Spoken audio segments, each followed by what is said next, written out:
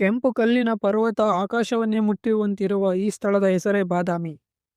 6ನೇ ಶತಮಾನದಲ್ಲಿ ಚಾಲುಕ್ಯರ ರಾಜಧಾನಿಯಾಗಿದ್ದ ಈ ಬಾದಾಮಿ ಕೋಟೆಗಳು, ಗುಹೆಗಳು, ಜಲಾಶಯಗಳು, ಪ್ರತಿ ಸ್ಥಳವೂ ಒಂದು ಅಧ್ಯಾಯ. ಈ ಕಲ್ಲು ಒಂದೊಂದು ಕತೆ ಹೇಳುತ್ತದೆ. ಆಗಿನ ಕಾಲದಲ್ಲಿ ಯಾವುದೇ ಟೆಕ್ನಾಲಜಿ ಆಗ್ಲಿ, ಮಷಿನ್ ಆಗ್ಲಿ ಬಳಸದೆ ಬರೀ ಕೈಯಲ್ಲೇ ಕೆತ್ತಿರುವ ಕಲಾಕೃತಿ ಅಂತ ಹೇಳ್ಬೋದು. ಚಾಲುಕ್ಯರ ಕಾಲದಲ್ಲಿ ಇಮ್ಮಡಿ ಪುಲಕೇಶಿಯ ಹೃದಯವಾಗಿದ್ದ ಈ ನೆಲ 6ನೇ ಶತಮಾನದಿಂದಲೂ ಜೀವಂತವಾಗಿದೆ. ಅಗಸ್ತ್ಯ ತೀರ್ಥದ ನಡುವೆ ಪ್ರತಿಬಿಂಬದಂತೆ ತೇಲುವ ಈ ದೇವಸ್ಥಾನದ ಹೆಸರೇ ಭೂತನಾಥ. 7ನೇ ಮತ್ತು 8ನೇ ಶತಮಾನಕ್ಕೆ ಸೇರಿರುವ ಈ ದೇವಾಲಯ ಚಾಲುಕ್ಯರ ಶಿಲ್ಪಕಲೆಗೆ ಜೀವಂತ ಸಾಕ್ಷಿಯಾಗಿದೆ. 4 ಗುಹೆಗಳಿರುವ ಬಂಡೆ ನೋಡಿದರೆ ಸಾಕು, ಕಲ್ಲೇ ಕತೆ ಹೇಳುತ್ತದೆ.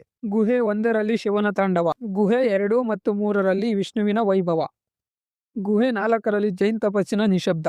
ಪ್ರತಿ ಮಂದಿರದ ಕೆತ್ತನೆ ಜೀವಂತ ಕಲಾಕೃತಿ.